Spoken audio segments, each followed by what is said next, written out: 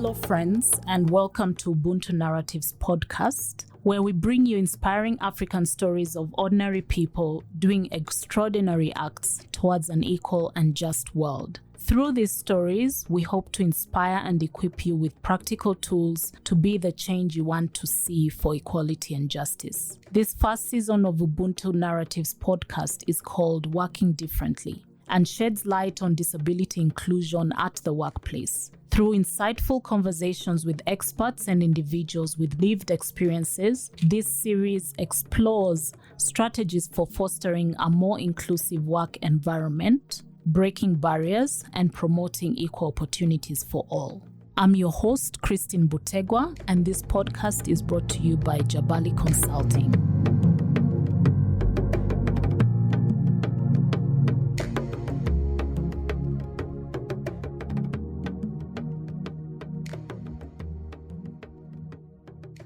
Our guest today is Dr. Edgar with us today. He is a doctor with a physical impairment, and we're so glad to have him on the show for him to share his personal experience and journey as a medical professional. Welcome, Doctor. I want to start by asking you to introduce yourself, give us your full name, who you are, what you do, and one memory of a person or an event that shaped you to be who you are today. Thank you, Christine. Good morning, listeners. I'm Dr. Edgar Twebembire. I'm a general practitioner working with Paragon Hospital, Kampala Medical Chambers Hospital, and Rocket Health. I'm glad to be on this podcast today, share what I've been through and how it is to be a disabled person. The game changer started at the time I think I had an injury on my right leg. That was way 2000. How old were you then? I was around 8 years. So it happened that we were playing on a motorbike with my friend who was riding, and were knocked and fell down, and I got a broken leg. The fracture wasn't that much severe. So I went to hospital that one is going to be okay. So later on, after it has healed properly, 2 months later, I got an infection which affected my bone from inside. So they called it osteomyelitis.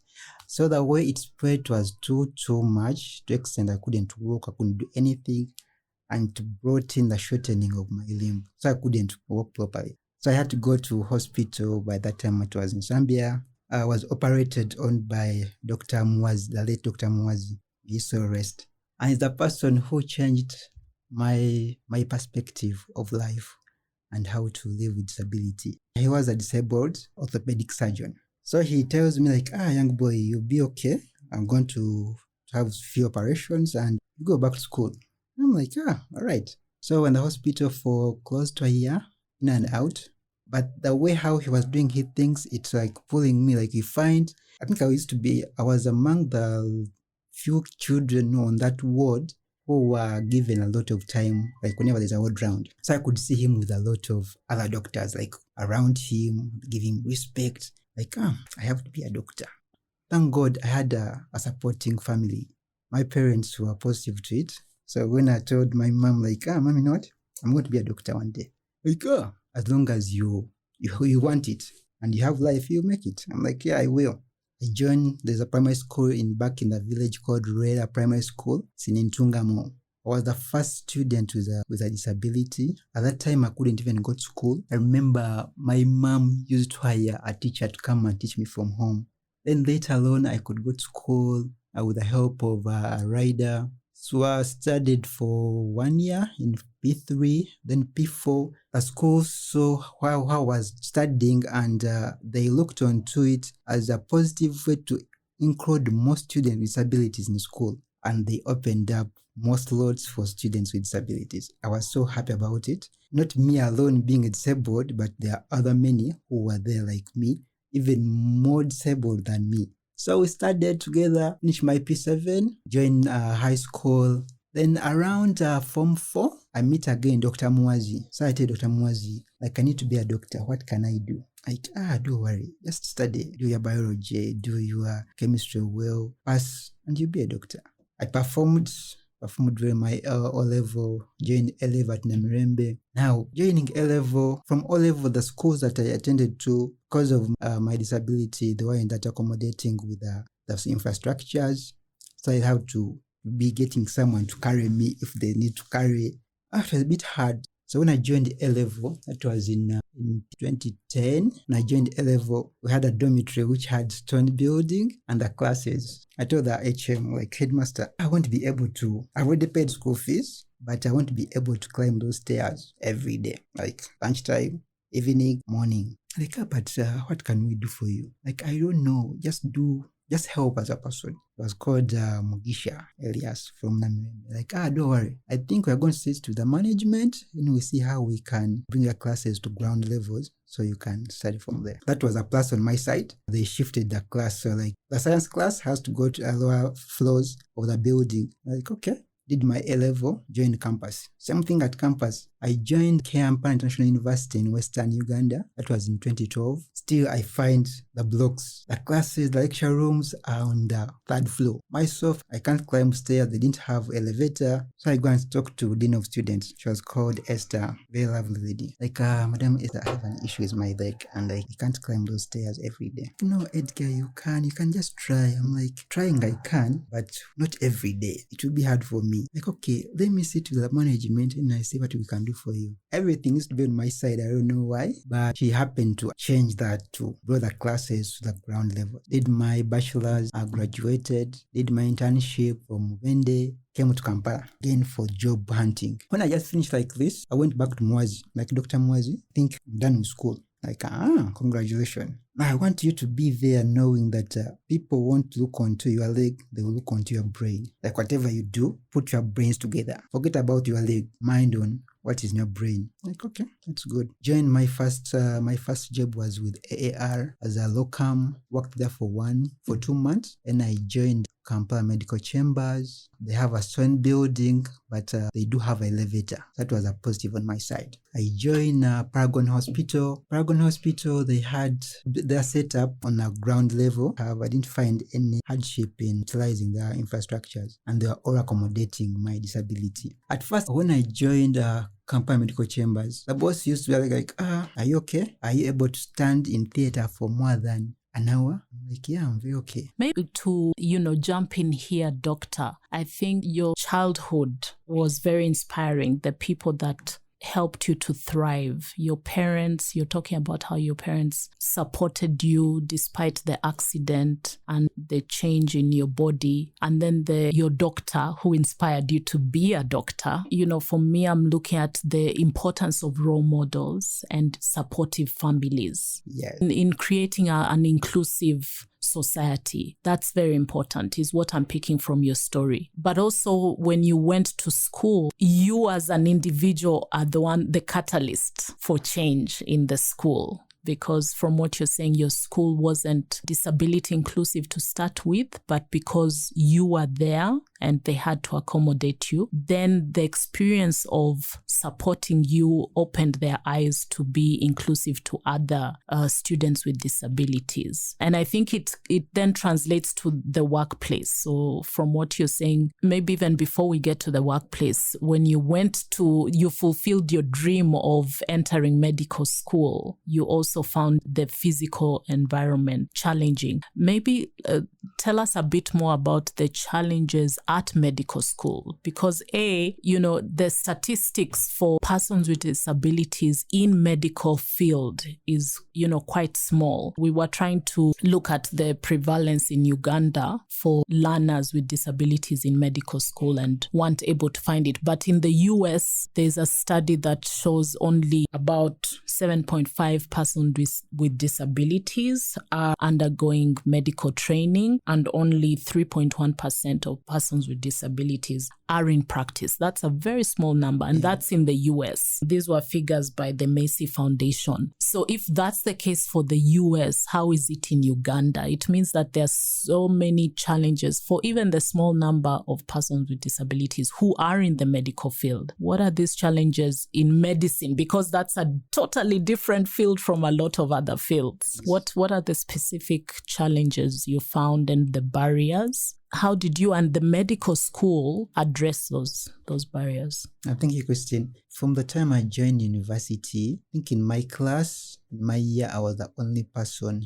who was disabled. Whatever could happen, like whatever I feel like I'm not comfortable with, my first cry used to go to Dean of Students. And one of them from start was the infrastructure, because with the staircases, I wasn't able to go to the lecture rooms every day. Then comes to accommodation. So you find in university, you have to be closer to the university, like the expensive hostels. Far from university, the cheaper the hostels. And I couldn't be able to walk far, like long distances to come to university. So I had to look for a nearby place where I can be accommodated, so I can access university without a hardness, and I have to incur a lot of costs because of that distance. And then still, even when you're on ward, being the first person with disability in my class, people used to look onto me. At first, it was like, you guy, you are lost. This is not your profession. Will you handle to stand on the road ground for 4 hours? Like, no, I will. Sometimes the lecturers would be like, no, you can have a seat. When you sit on the bedside of the bed of the patient, it's not allowed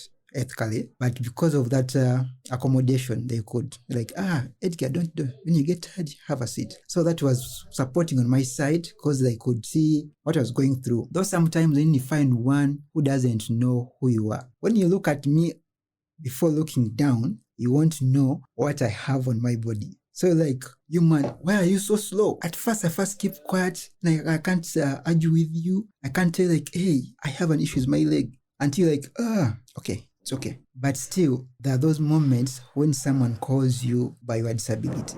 That boy is a big shoe. I used to call so demeaning thing on myself. And I used to tell even the lecturer like, hi, doctor, I'm Edgar. I'm not a man with a big shoe. So getting out of their mind, like, we have one student who's disabled in our class, and he's supposed to have a seat on a ward round. If has not attended the class, you shouldn't penalize him. And thank God, I'm a person who never used to let disability control me. Not use my disability as an excuse for my own benefit out of school. Like, people can afford to be sick and they go off classes. Be like, I have to prove to them that I'm able, I can do what others can also do. So time reached, I could go the whole semester without falling sick or even asking for permission to go and rest. Why? I wanted to prove a point that I can also make it like others. Time to reach to theater. You have to put on closed shoes. Personally, I can't put on a closed shoe. So I had to go back to the Dean of Students. I went to theater and I was not allowed to enter because I don't have closed shoes. How can we work on that? Like, I don't know, I'm just here for your mercy now. Like, no, I will talk to the in charge and we see how to adjust. If there's a need to get for you your own artificial shoe which is closed that can accommodate your disability and you being theater. But if it's hard, then they have to give you, they are called disposable shoes. They're like nets, so just put them on and you enter. Like, they can get for you those ones and you'll be using those for meantime until we get a permanent solution. Which theater? In theater, there's nothing you do when you are seated. You have to be standing on the table. When they're operating, you have to observe. As a student, you have to observe and see what's happening. So time reached, I couldn't stand for long and I had to always get somewhere to sit, and that makes me miss other things. So they came up with an idea of creating cameras into the theater room. So like, that will help me so much to the extent like whenever I'm tired of being on a physical, and I can go to the room and watch from the screen whatever is happening. In my final year, when I was doing my research, that time I was in Chiyandongo. Now in Chiyandongo, when you're in a final year, you're more of like a doctor, but you haven't been allowed to be a doctor. You know most of things. So they give you have to clerk a patient, you have to give them treatment as provided by the consultant.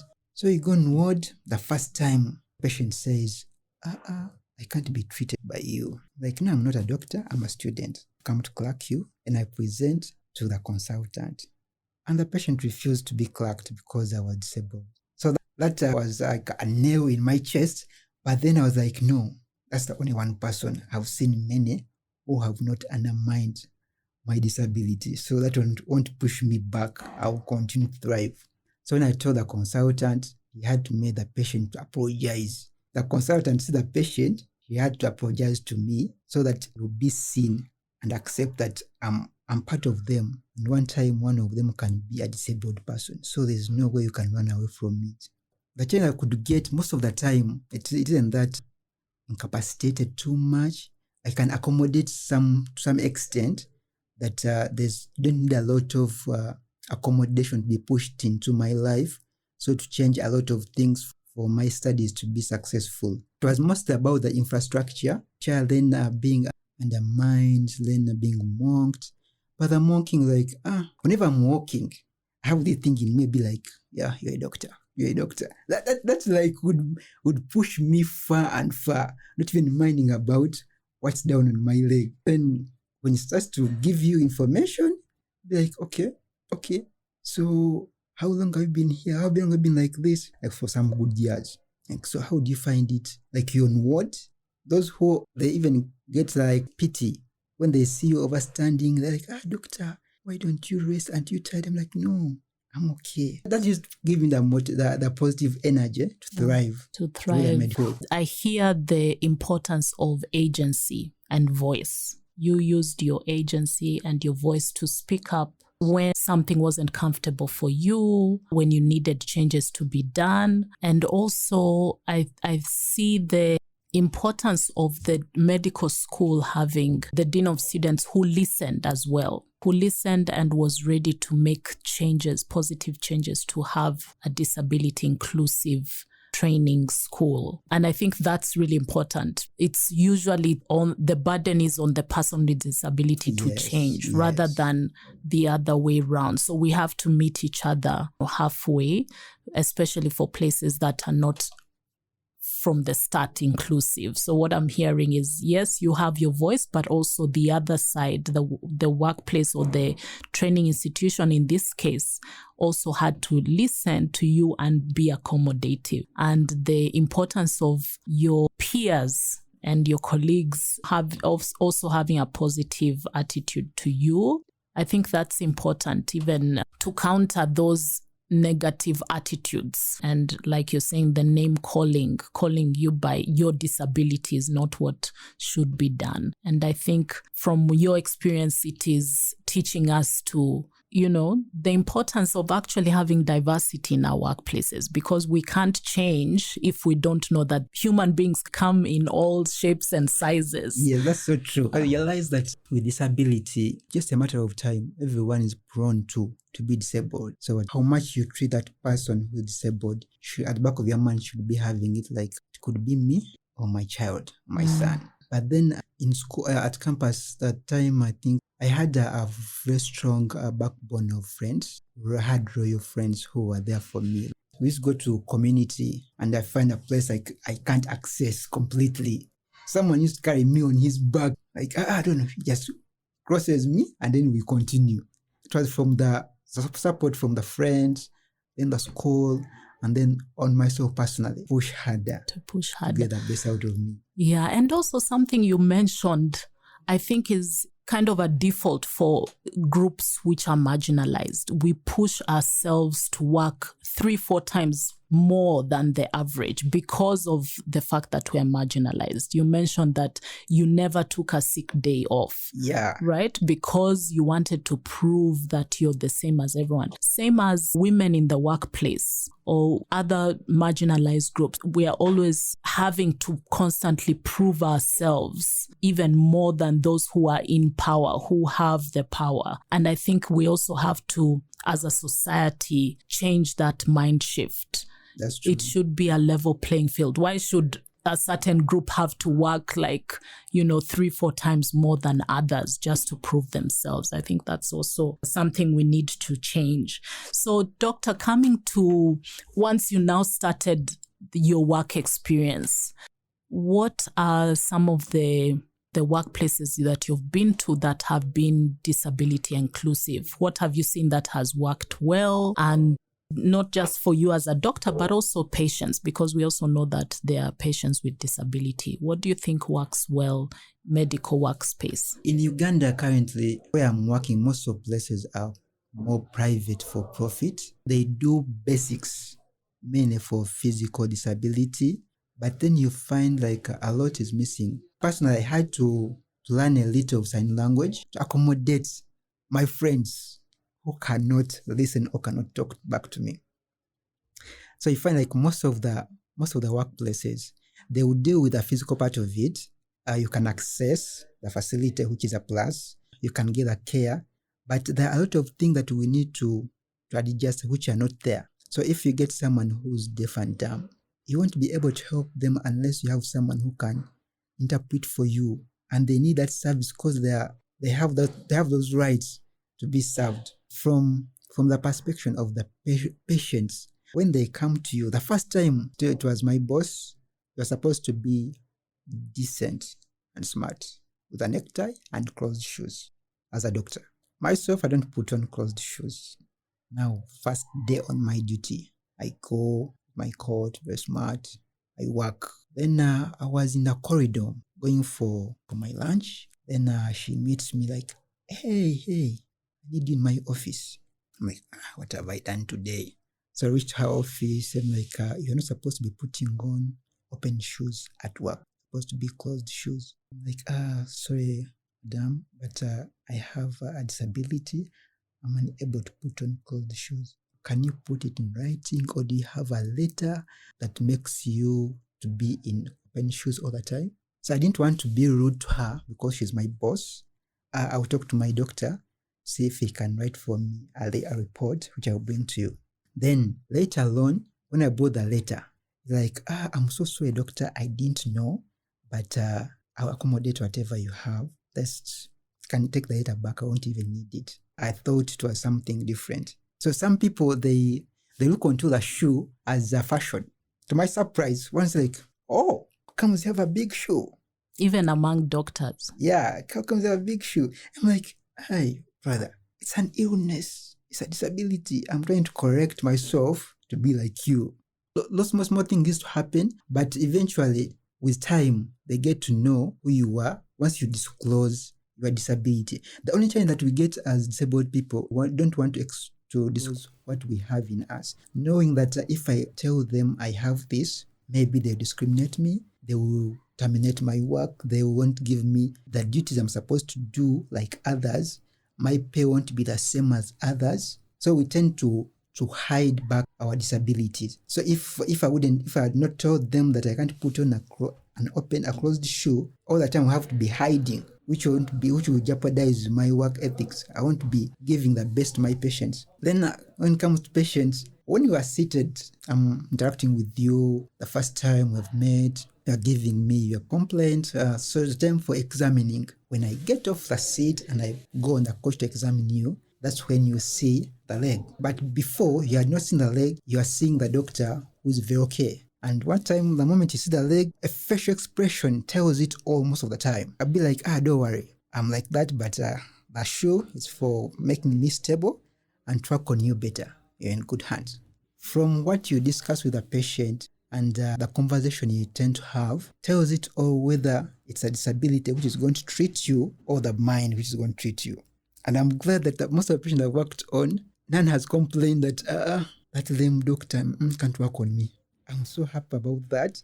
Like whenever I touch on someone, they'll come looking for me every day. How has being a doctor with disability, how has that influenced your patient care? Do you find you're more empathetic to others because of it, or how has it influenced your patient care? It has greatly influenced the patient care because at one time you get to know you are the other side without a stethoscope, and you know how pain is. You know when someone tells you that I have pain, you know what they are going through at that moment. You've been in the worst of it. So the care you give to them, you want them to be better, not reach on your side, not be where you can prevent. You want to do your best to make them better, not reach on your side. And put yourself in their shoes like, if I was that patient, this is what I'd be going through. And you know you've been there before. So you do the best for them. Pushes me all the time, like the care I give the patients because I've been there. I know what they're going through most of the time. You talked about also having to learn sign language because you've noticed that the persons who are hearing impaired may not get access to healthcare. I know also, for example, women with disabilities have also had challenges when they're giving birth because their delivery beds are a certain height and they can't climb it. So they then prefer giving birth at home rather than coming to hospital. What are some of those challenges that are barriers for patients with disability accessing healthcare, and how do you think the medical profession can address those challenges? Because it's also a workplace, right? Yeah, it's a workplace. Back on to being educated about disability and their rights. So you realize that people who are disabled, they tend to think they are not supposed to be in public because of that fear of being discriminated. They want to dissociate themselves from other people. Then that makes it even more hard for them to access healthcare. But the moment you get to know, like, yes, I'm disabled and I'm part of this world, I contribute this country, I am entitled to all the facilities, all the resources in the country, that pushes you to go for the care. Now, even when you come to hospital, I always urge my colleagues, like, whenever you see someone who is disabled, treat that person to the best of your knowledge. Give them the care that you would give even more than the person who's able. Why? Because they will be looking onto you all the time. They want to feel like they are catered for, not to let someone sit there for hours. You are just looking onto her or him. You are passing by, not asking, even greeting. As a mere greeting someone disabled, I always do it. Like, if I always visit Katalemwa. What takes me there, just to have that feeling and give people who are there, like, there's hope out of this place. There's hope out of being disabled, and you can make it to another level as a person with disability. Because it's not only, as long as your mind is not incapacitated, you always make it out of life as a disabled person. Also at work, as my colleagues, I always encourage them to always treat those people like to the best, compared to the one who are able, even more than them, because they need a lot from our side. And what would be your top 2 how-to tips, practical tips that workplaces, both the leadership and HR teams, can do to make our workplace disability inclusive? Putting the clause of being in private or government, they should create that communication gap which will bridge people with disability, the patients who are out in the community, come and seek healthcare. That communication should be like whether in radio talks or TV talks, to make them feel like they can come and access the facilities anytime they feel like they need that care from there. Then still, when they're advertising, I think they should even put it in bold that people with disabilities should apply to.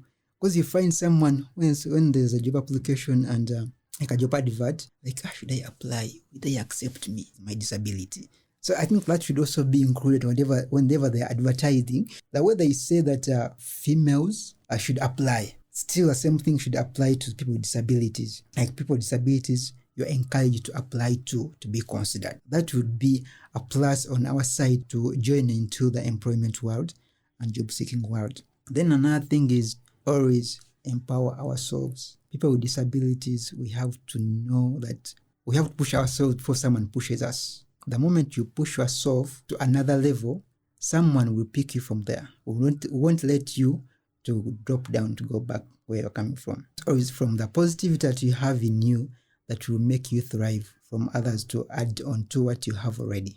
Okay, Doctor, as we close, what is your parting shot to our listeners? Our listeners, want to say that disability is knocking on your door any day. So please treat people with disabilities with a great care, with a great respect, and look onto their abilities, not their disabilities. The moment you look on their abilities, you'll get the best out of them, because they are very talented. Thank you, Dr. Edgar, for sharing with us your personal experience from your medical trainee days to now being a professional doctor. And thank you for all the tips that you've given us. I think for me, what I've really gotten from you, one of the things you've said is that, disability comes in many forms. It is that we can see, so the hearing, physical disability, and so on. But there's also hidden disability. Yes. The intellectual impairments. As a society, we need to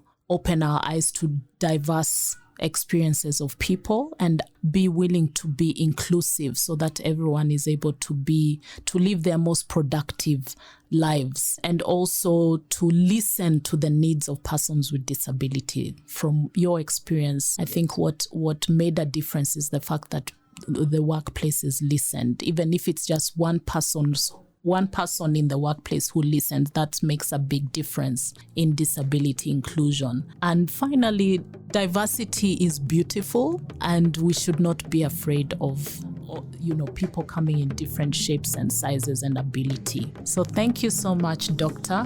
Thank you, friends, for joining today's conversation. Keep the discussion going on social media using the hashtag Ubuntu Narratives. If you have stories to share or insights to contribute, we'd love to hear from you. Until next time.